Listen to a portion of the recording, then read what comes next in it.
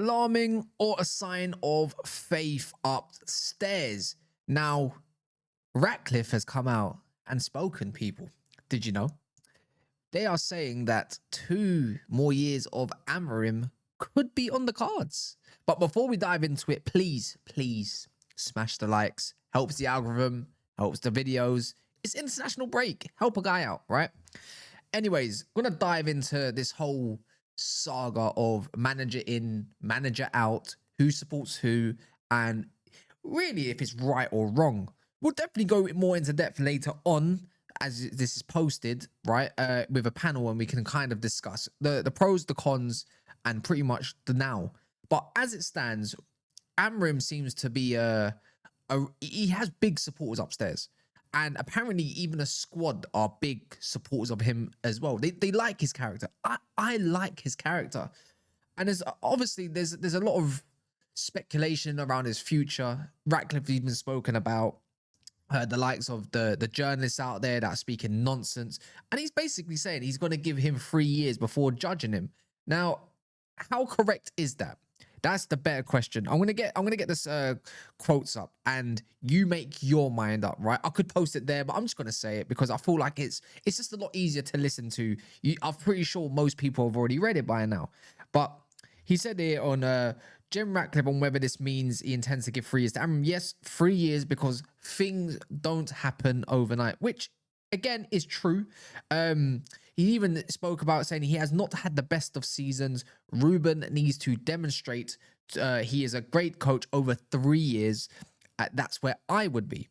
The press, sometimes I don't understand. They want overnight success. They think it's a light switch. You know, you flick a switch and it's all going to be roses tomorrow. You can't run a club like Man Utd on knee-jerk reaction to some journalist who goes on off on one every week. So he's probably talking about Luckhurst and so forth. You know, like I'm pretty sure that's who he's kind of going towards, and maybe even online, right? Maybe some of us. But then this is the bit where it kind of just, I get bored of this one. This is the part where it makes me switch off, because you can't compare situations to about 40 years ago. Like, it just doesn't work like that in this day and age, you know, modern society, the way, you know, social media is blown up and affects everything. He said, I remember the calls for Alex Ferguson sacking during his first 2 years. Look at Arteta at Arsenal, which is kind of relevant. He went through tough times in his first 2 years. We look at the results, but we need to be patient and take a long-term view. Let me know in the comments what you feel about this. Because, look, I feel like Ratcliffe is look, he speaks sense and he's not speaking sense. I feel like Man United, we don't know realistically what financial position we're truly in.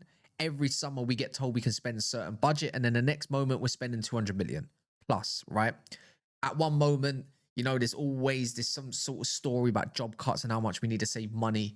And then before you know it, we have money. There, the quarters come out and you can see the finances for yourself in, you know, for face value for what it is, right? And we're making record revenues, apparently, anyways. So you keep looking at it, we're in transfer debts. And realistically, I'm not entirely sure what the situation is around the coach at this moment of time, but I do know it is a results-based business. Now, you just finished in our worst Premier League finish of all time, worst manager since World War II, right? And I'm not saying go get rid of him right now. I mean, I would. I've lost my faith in him, but I'm optimistic still as a fan. So I don't want people to jump the gun and say, what are you doing? Why are you giving Amorim a chance? Why are you not more in the bandwagon of getting him out? Look, he's here. So let's just see where it goes. If we lose, we lose. We win, we win. And you know what? The more we lose, the more he gets put under pressure. I don't believe Ratcliffe. One thing I do know, he is definitely a liar. And you know what? A lot of people are liars. Me, you, everybody else, right? We lie about something, especially these rich billionaires who are not going to come out and say anything different about the coach, are they? But he's showing Amorim good faith. Now, I do wonder if this interview would have been a little bit different if the result against Sunderland went left. Now, you got a very difficult month coming up, and this could just bite him back in the arse of all his words, and you go and win you lose all of these, and before you know it, you're in the same position you saw yourself when you got hired last year, probably a lot worse, right? But I'm hoping that's not the case. So when this is a results-based business, as much as you want things to be rosy and everything else that goes along with it, I'm not mad at his whole let's give him a chance. My thing is just how about be a little bit more subtle and realistic with your approach to all of this? Because if you go lose to Liverpool, Brighton, maybe get 1 point against Forest, and then concede another defeat against the likes of Tottenham, right? Then the fan base are going to get onto you. There's going to be a lot of pressure. It's November, and you're back to square one from making a decision that was piss poor from the very start, which we all thought was a great, a great appointment. So if that is the case, what are you kind of telling us, the fans? Because if you're going to look at Amorim and say this is the long-term future, we want to build that way to that way, and you're looking at results that have gone out of favor, like, Nathan Collins not getting sent off, or not starting Larmans, which could have got us some more points, or just simple mistakes from the goalkeeper in general, where we could have been in the league. That's how I think the board are viewing Amorim's position right now. It might not look pretty on the eye. We don't know what the situation with Kobe Mainoo's going to look like either, and other players, because we're playing one game a week and they're unhappy. It's a World Cup year, right? We don't know none of that. They're decisions that we are wondering. We don't even know what his best 11 is yet. But the way I'm kind of viewing it is, I feel like this is a show of faith of one last shot. One last shot to get back in the good books. If not, you get the chop. Because you can't go... We don't expect to beat Liverpool at their ground, right? So I'm not saying that should be the nail in the coffin unless you do something like 5-0. But you look towards the other results and you probably think Brighton are not in form. Nottingham Forest are not in form. Tottenham, great defence, not great attack. Can you get something there? Another big game. How much points can you go and collect?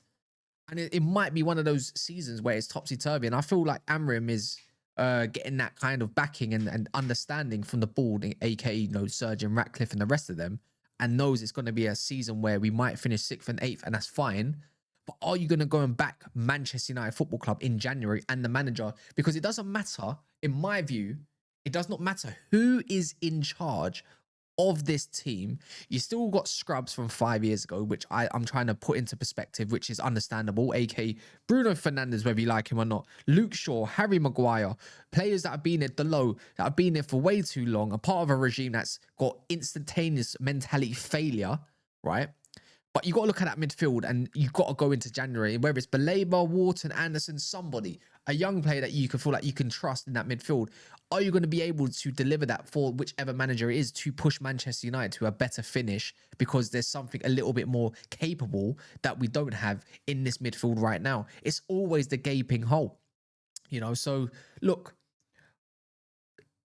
I don't know what side of the fan base you lot are kind of on at the moment, but at least it's a little bit settled.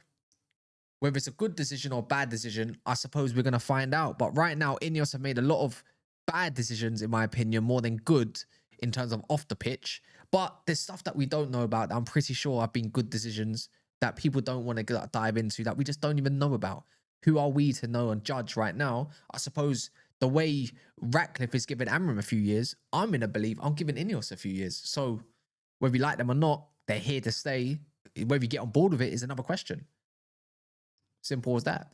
Let's just hope we go and win. I'll always say that. I just want to win.